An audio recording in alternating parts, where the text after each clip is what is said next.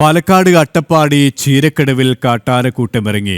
പരപ്പന്തറ ചീരക്കടവ് തേക്കുവട്ട ജനവാസ മേഖലയിൽ ആനകൾ വ്യാപകമായി കൃഷി നശിപ്പിച്ചു.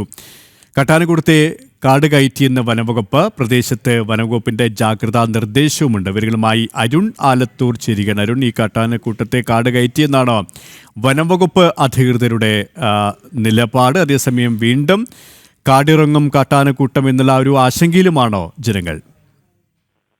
തീർച്ചയായിട്ടും ഈ ജനവാസ മേഖലയിലേക്ക് വീണ്ടും വീണ്ടും കാട്ടാനക്കൂട്ട എത്തുന്നതിൽ വലിയ ആശങ്കയിൽ തന്നെയാണ് ജനങ്ങൾ ഉള്ളത്. അട്ടപ്പാടി ചീരക്കടവിലാണ് ഈ കാട്ടാനക്കൂട്ടം എത്തിയത്.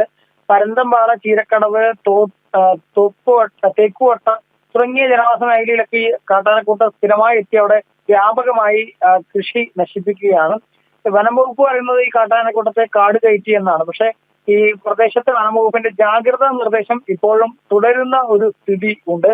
നാട്ടുകാർ പ്രധാനമായിട്ടും പറയുന്നത് വനംവകുപ്പ് ഇങ്ങനെ കാട് കയറ്റി വിടുന്നു ഇടയ്ക്ക് വന്ന്, പക്ഷെ വീണ്ടും വീണ്ടും അത് തിരികെ ജനവാസ മേഖലയിലേക്ക് തന്നെ എത്തുന്നു എന്നുള്ളതാണ് നാട്ടുകാർ പ്രധാനമായിട്ടും പരാതിയായിട്ട് പറയുന്നത്.